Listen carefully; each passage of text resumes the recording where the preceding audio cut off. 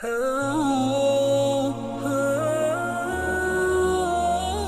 سے عثمان ابن ابی شیبہ نے بیان کیا، کہا ہم سے جریر نے منصور کے واسطے سے بیان کیا، وہ ابو وائل سے،